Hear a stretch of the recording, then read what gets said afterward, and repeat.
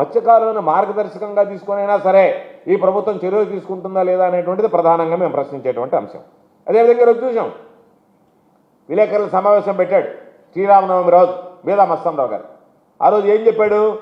నేను వాళ్ళతో మాట్లాడలేదు, ఎటువంటి ఆధారాలు లేవు, నేను వాళ్ళతో మాట్లాడినట్టుగా రుజువు చేయండి, నేను వాళ్ళతో మాట్లాడితే శ్రీరాముడి మీద సాక్షి కూడా చేశాడు ఆయన.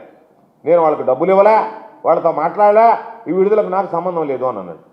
మేము మన జగన్ గారు వచ్చినప్పుడు కాల్ డేటా చూపించాం, సాక్షి పత్రికలో కూడా కాల్ డేటాకు సంబంధించినటువంటి అంశాలు వచ్చాయి.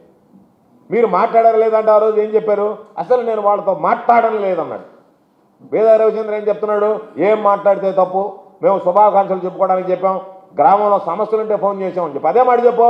శుభాకాంక్షలకు చెప్పాము, గ్రామంలో సమస్యలకు చెప్పాము, మత్స్యకారులకు సంబంధించినటువంటి ప్రాణాలకు తెగించినటువంటి బోట్లు విడుదల చేయించడానికి కూడా మాట్లాడామని చెప్పు.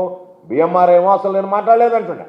కాల్ డేటా చూసినప్పుడేమో రవిచంద్ర సన్నాయి నొక్కులు నొక్కుతా వివిధ అంశాల మీద మాట్లాడాం, దీని మీద మాట్లాడలేదు అంటే అప్పటికి మీరిద్దరు చెప్పినటువంటి వాటిలోనే ద్వంద్వ ఇక్కడ కనపడటం లేదా? మీ ద్వంద్వ నీతి బయటపడటం లేదా?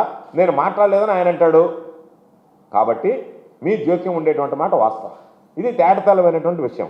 కాబట్టి మీరు మత్స్యకారులను బలిపశువులు చేస్తూ ఈరోజు వాళ్ళకు సంబంధించినటువంటి ఇబ్బందులు పెడుతూ వాళ్లే దోషులంతగా చిత్రీకరిస్తూ మీరు పెద్ద మనుషులుగా మాట్లాడుకుంటూ ఎవరైతే పాపం మిమ్మల్ని నమ్మి మీరు వెనక ఉన్నారనేటువంటి అండతో ఏమీ జరగదులేనటువంటి భావంతో పాపం సహకరించారు వాళ్ళు దాంట్లో సూత్రధారులు కాదు. వాళ్ళు మెడ్రాస్లో ఉండే బోట్లతో మాట్లాడా, మీ దగ్గర ఉన్నటువంటి కాల్ రికార్డు ప్రకారం మీరు మాట్లాడి ఉండాలి.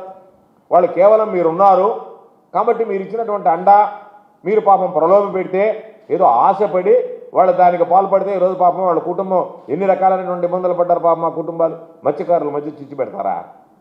మత్స్యకారులను బలిపశువులు చేస్తారా? నేరం అంతా మత్స్యకారుల మీద వేస్తారా? నేరం జరిగిందని చెప్పి మత్స్యకారులు నిర్ధారించి అయ్యా దీనికి కారకుడు ఆయన అంటే మనం అనుకుందాం. మత్స్యకారులకు పాపం అంత శక్తి స్థాయి ఉందా? దొంగతనంగా బోటు తరలిస్తారా? మత్స్యకార సామాజిక వర్గం ఎప్పుడైనా పనులు చేస్తుందా?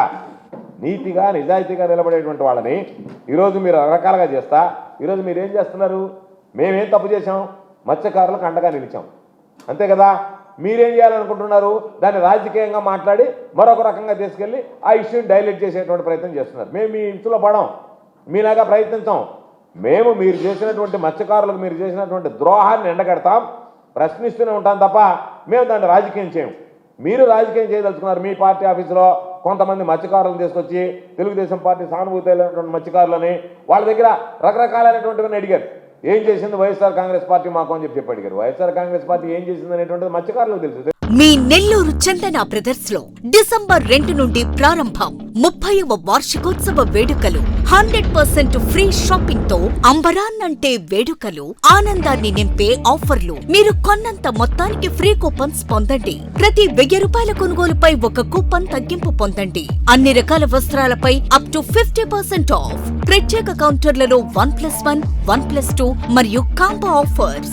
399 రూపాయలకే 2 ఫ్యాన్సీ సారీస్, 1499 రూపాయలకే 2 దేవయాని పట్టు సారీస్, 699 రూపాయలకే 3 ఛాన్సీ లెగ్గిన్స్, 1399 రూపాయలకే 2 పాటియాలా సెట్స్, 499 రూపాయలకే 5 బాయ్స్ షర్ట్స్ లేదా టీ షర్ట్స్, 399 రూపాయలకే 3 కాటన్ ఫ్రాక్స్, 999 రూపాయలకే 4 bottle T shirts. Raymond, Arvind, Reid and Taylor brands పై అప్ టు 49% ఆఫ్. విచ్చేయండి Chandana brothers, trunk road, Nellore.